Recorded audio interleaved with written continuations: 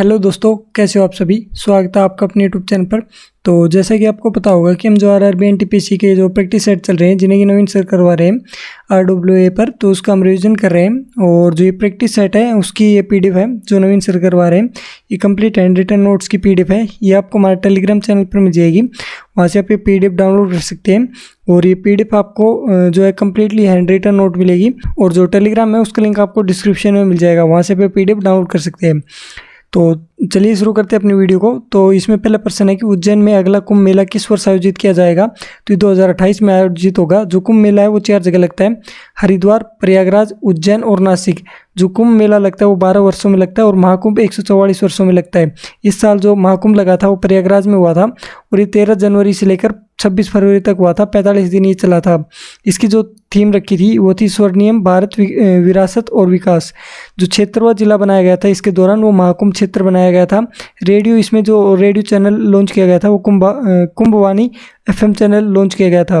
प्रश्न नंबर 2, किस नृत्य में कलाकार पोटलोई नामक बेलानाकार स्कर्ट पहनते हैं। तो ये मणिपुरी में पहनते हैं। इसके 2 भाग होते हैं, एक जागोई और एक चोलम। वैष्णव समुदाय से ये संबंधित है। और इसके जो फादर है यानी कि इसके जो जनक माने जाते हैं वो निंगाथो चिंगथांग माने जाते हैं। पंडित नेहरू मणिपुरी अकादमी ये मणिपुर में है। और गोविंद जी नृत्यालय की स्थापना ये भी मणिपुर में हुई है। प्रश्न नंबर 3, घरों के बाहर फर्श को सजाने के लिए कला की किस शैली का उपयोग किया जाता है। तो कोलम का उपयोग किया जाता है और ये तमिलनाडु की कला शैली है। मधुबनी ये बिहार की है। वर्ली पेंटिंग से महाराष्ट्र की है। मेहंदी राजस्थान की है। कोबर ये झारखंड की है। मंजूषा बिहार की है। पिछवी ये राजस्थान की है। चित्तारा ये कर्नाटक की है। प्रश्न नंबर 4, भगवत गीता का सर्वप्रथम अंग्रेजी अनुवाद किसके द्वारा किया गया था। तो ये चार्ल्स विलियम्स ने किया था। विलियम जोन्स ने अभिज्ञान शकुंतलम का किया था। मैक्स मुलर इसने मेघदूत का किया था जो कि कालिदास द्वारा लिखी गई है।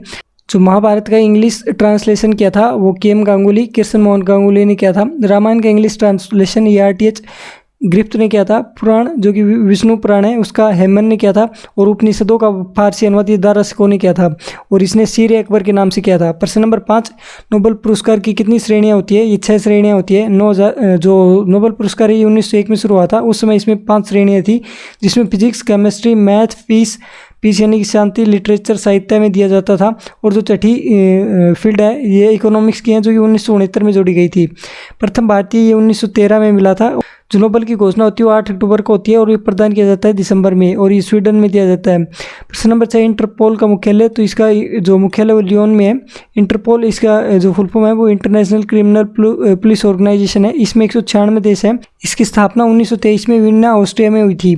नाटो का हेडक्वार्टर ये ब्रुसेल्स में है और इसकी स्थापना 1949 में हुई थी। नाटो की स्थापना इसमें जो टोटल सदस्य है वो 32 है और 32वां जो देश बना है वो स्वीडन है। प्रश्न नंबर 7, आदित्य L1 सूर्य का अध्ययन करने हेतु भारत का पहला मिशन है जी।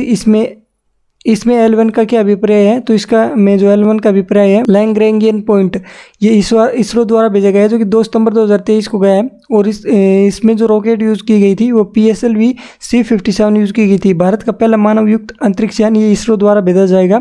इसमें 4 सदस्य होंगे और इसका नाम गगनयान होगा। प्रश्न नंबर 8, एक द्वितीय अंतर्राष्ट्रीय क्रिकेट के इतिहास में 3 दोहरे शतक लगाने वाला पहले बल्लेबाज कौन है।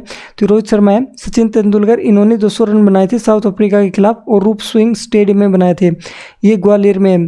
प्रश्न नंबर 9, किस आंदोलन को नमक सत्याग्रह के नाम से भी जाना जाता है। तो स्वीना अवज्ञा आंदोलन को जो सत्याग्रह के नाम से जाना जाता है, नमक सत्याग्रह के नाम से। और इसमें 12 मार्च 1930 को शुरू हुआ था और 6 अप्रैल 1930 तक चला था। ये साबरमती से दांडी तक ये जो यात्रा है वो चली थी। इसमें टोटल 385 किलोमीटर की यात्रा थी। जो महिला थी इसमें वो कमला देवी चट्टोपाध्याय और सरोजनी नायडू थी। जो गांधी जी की गिरफ्तारी हो गई थी तो इसका जो नेतृत्व किया था वो अब्बास तैयब जी ने किया था और इसके बाद जो नेतृत्व किया था वो सरोजनी नायडू ने किया था। और इसमें जो सहयोगी उनके साथ चले थे वो 78 थे लोग, 78 सहयोगी थे इनके। इसी की तर्ज पे एक और मार्च थी वेदारणम मार्च और ये सी राजगोपालाचार्य ने चलाई थी। और सी राजगोपालाचार्य इन्हें ही भारत का पहला भारत रत्न मिला था। इन्हें ही पहला भारत रत्न मिला था। अधिवेशन जिसमें ये पारित हुआ था तो लाहौर अधिवेशन 1929 में पारित हुआ था। प्रश्न नंबर 10, लंदन में आयोजित प्रथम गोलमेज सम्मेलन के दौरान ब्रिटिश प्रधानमंत्री कौन थे। तो रैमजे मैकडोनाल्ड थे। और जो पहले गोलमेज सम्मेलन हुई थी वो 1930-31 में हुई थी। दूसरी जो पहले हुई थी वो 1930 में हुई थी, दूसरी 1931 में और तीसरी 1932 में। और 1931 में कांग्रेस ने भाग लिया था और कांग्रेस की तरफ से गांधी जी गए थे और ये राजपूताना जहाज से गए थे। प्रश्न नंबर 11, किस कार्यक्रम से पहले गांधी इरविन समझौते पर हस्ताक्षर किए गए थे? तो ये द्वितीय गोलमेज सम्मेलन से पहले हुए थे और ये गांधी इरविन समझौता ये 5 मार्च 1931 को हुआ था और इसे दिल्ली समझौता भी कहते हैं। इसमें जो गांधी जी हैं उन्होंने 11 मांगे रखी थी। जो कांग्रेस का प्रतिनिधित्व कर रहे थे वो महात्मा गांधी कर रहे थे और महात्मा गांधी को अर्थनगन फकीर ये चर्चिल ने कहा था। प्रश्न नंबर 12, पुनः समझौते पर किस किसने हस्ताक्षर किए थे? तो इस पर महात्मा गांधी और भीमराव अंबेडकर ने किए थे। जो सांप्रदायिक पंचायत घोषणा है ये 16 अगस्त 1932 को हुई थी और समझौता हुआ था इस पर 24 सितंबर 1932 को और ये मैकडोनाल्ड इसे लेकर आए थे। और जो महात्मा गांधी थे वो ये जब ये समझौता हुआ पुनः समझौता उस समय महात्मा गांधी यरवदा जेल पुणे में थे और यहाँ पर जो है वो सीटें 71 से बढ़ाकर 148 सीटें करती थी। जो आरक्षित सीटें होती थी SC/ST के लिए वो 71 से बढ़ाकर 148 कर दी गई थी। प्रश्न नंबर 13, जब कैबिनेट मिशन भारत आया तो इंग्लैंड में कौन सा राजनीतिक दल सत्ता में था? तो लेबर पार्टी थी और ये जो लेबर पार्टी है 1900 में स्थापित हुई थी। इसका जो PM था वो क्लाइमेट एंटली था और कैबिनेट मिशन का नेतृत्व पैंथिक लॉरेंस कर रहा था, ये भारत का सचिव था और इसके साथ स्टेफर्ड क्रिप्स और AV अलेक्जेंडर था। जो कैबिनेट मिशन है वो 1946 में आया था और इसने अपनी रिपोर्ट दी थी 16 मई 1946 को। प्रश्न नंबर 14, भारत में किस प्रकार की राजनीतिक दल प्रणाली है? तो ये बहुदलीय प्रणाली है। जो इसके उदाहरण है बहुदलीय प्रणाली ये जापान, फ्रांस, जर्मनी और स्विट्जरलैंड, यहाँ पर भी बहुदलीय प्रणाली है। द्विदलीय ये USA, इंग्लैंड और न्यूजीलैंड में, एक दलीय चीन और रूस में। प्रश्न नंबर 15, भारत में सर्वप्रथम कम्युनिस्ट पार्टी किस राज्य में बनी थी? तो केरल में बनी थी। ये 1957 में बनी थी और इसे नंबूदरीपाद सरकार भी कहते हैं। जो विधानसभा सीटें हैं केरल की वो 140 सीटें हैं और इसका जो लिंगानुपात है केरल का वो 1084 सबसे अधिक है।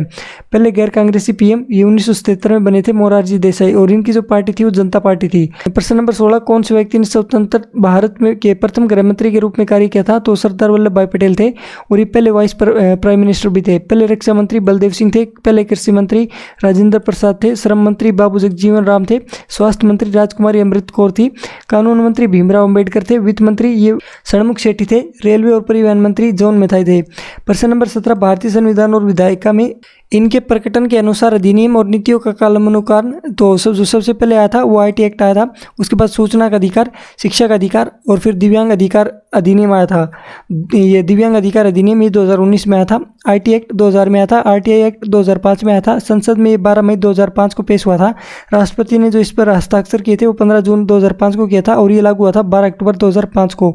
उस समय जो राष्ट्रपति थे वो APJ अब्दुल कलाम थे और जो प्रधानमंत्री थे वो मनमोहन सिंह थे।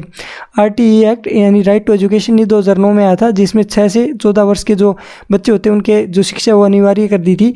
ये संसद में 2009 में पेश किया था और लागू हुआ था ये 1 अप्रैल 2010 से। उस समय जो राष्ट्रपति थे वो प्रतिभा देवी पाटिल थे। प्रश्न नंबर 18, अफ्रीका का सबसे ऊंचा पर्वत किलिमंजारो किस देश में स्थित है? तो तंजानिया में स्थित है और जो तंजानिया देश है वो लौंग उत्पादन में प्रथम स्थान है इसका। जो इसकी राजधानी है वो डोडोमा है। सबसे ऊंचा माउंट एवरेस्ट ये एशिया का है और ये नेपाल में है। एकांगुआ साउथ अफ्रीका का सबसे ऊंचा जो पर्वत है और ये अर्जेंटीना में स्थित है। मैकिनले ये नॉर्थ अमेरिका का सबसे ऊंचा है जो कि USA में स्थित है। किलिमंजारो अफ्रीका का सबसे ऊंचा है जो कि तंजानिया में स्थित है। एल्ब्रुस ये यूरोप का सबसे ऊंचा पर्वत है और जो कि रूस में स्थित है। विंसन मैसिफ ये अंटार्कटिका में स्थित है। क्यूस्को ये ऑस्ट्रेलिया में स्थित है और ये न्यू साउथ वेल्स में स्थित है। प्रश्न नंबर 19, 49वीं समांतर खालिस्तान के बीच में सीमा रेखा बनाती है तो USA और कनाडा के बीच में बनाती है। उत्तर कोरिया और दक्षिण कोरिया इनके बीच में 38वीं समांतर रेखा है। फ्रांस और जर्मन के बीच में मैगिनाट है और भारत पाक के बीच में रेड क्लिफ है। 17वीं जो समांतर रेखा है वो उत्तर वियतनाम और दक्षिण वियतनाम के बीच में है। 20वीं ये सूडान और लीबिया के बीच में है। प्रश्न नंबर 20, नक्शे का अध्ययन उसे कार्टोग्राफी कहते हैं। क्लाइमेटोलॉजी ये जलवायु विज्ञान को कहते हैं। जियोमॉर्फोलॉजी ये भू आकृति विज्ञान को कहते हैं। प्रश्न नंबर 21, किस राज्य की सीमा बांग्लादेश के साथ लगती है? तो इसमें मिजोरम, त्रिपुरा, मेघालय, असम और वेस्ट बंगाल। तो वेस्ट बंगाल ये सबसे लंबी सीमा बनाता है बांग्लादेश के साथ, जो कि 2217 किलोमीटर सीमा बनाता है। भारत और बांग्लादेश इनके बीच में 100 बीघा कॉरिडोर समझौता हुआ था। और जो ट्रेन चलती है वो बंधन, मैत्री और मैताली ये ट्रेनें चलती हैं। और ये जो 100वां संविधान हुआ था वो भारत और बांग्लादेश के बीच में जो ये 100 बीघा कॉरिडोर समझौता हुआ था उसके लिए 100वां संविधान हुआ था, 100वां संविधान संशोधन हुआ था। प्रश्न नंबर 22, मुद्रास्फीति के संदर्भ में सीपीआई का पूर्ण रूप क्या है? तो इसका है कंज्यूमर प्राइस इंडेक्स। जो सीपीआई है ये एनएसओ द्वारा जारी किया जाता है। डब्ल्यूपीआई इसका होता है होलसेल प्राइस इंडेक्स। इसका जो आधार वर्ष माना जाता है वो 2011 और 12 है और भविष्य में इसे बदलकर 2022-23 किया जाएगा। आर्थिक सलाहकार जो आर्थिक सलाहकार होता है वो इसे पेश करता है डब्ल्यूपीआई को। प्रश्न नंबर 23, कौन सा भारत के वित्तीय बजट में शामिल नहीं है? स्वास्थ्य नियंत्रण ये वित्तीय बजट में शामिल नहीं होता। और जो इसमें शामिल होते हैं उसमें आता प्राथमिक घाटा, राजकोषीय घाटा, राजस्व घाटा, प्रभावी राजस्व घाटा। और ये जो साख नियंत्रण है ये आरबीआई द्वारा किया जाता है। प्रश्न नंबर 24, केंद्रीय बजट 2022-23 के अनुसार कौन सा पीएम गति शक्ति के अंतर्गत आर्थिक विकास के 7 इंजनों में से एक नहीं है? तो संचार इसमें नहीं आएगा। और जो 7 इंजन है उसमें आता है आपका बंदरगाह, सड़क, रेल, सार्वजनिक परिवहन, जलमार्ग, विमानपत्तन और लॉजिस्टिक इंफ्रास्ट्रक्चर। जो पीएम गति शक्ति है ये 13 अक्टूबर 2021 को लॉन्च हुई थी। प्रश्न नंबर 25, भारत में निर्मित प्रथम कंप्यूटर का क्या नाम है? तो उसका नाम सिद्धार्थ था, जो कि 1986 में निर्मित हुआ था और ये बेंगलुरु पोस्ट ऑफिस में लगाया गया था। प्रथम स्वदेशी सुपर कंप्यूटर परम 8000 था, जो कि 1991 में बना था और ये सीडैक ने बनाया था। और इसके जो फादर है वो विजय भटकर माने जाते हैं। न्यूनतम सुपर कंप्यूटर ये परम सिद्धि एआई है। दुनिया का जो सबसे सुपर कंप्यूटर है वो फ्रंटियर है, जो कि यूएसए का है। 2022 तक फुगाकू जो का जापान का कंप्यूटर था सुपर कंप्यूटर, वो दुनिया का सबसे सुपर कंप्यूटर था। और ये पहले नंबर पर यूएसए का फ्रंटियर कंप्यूटर है।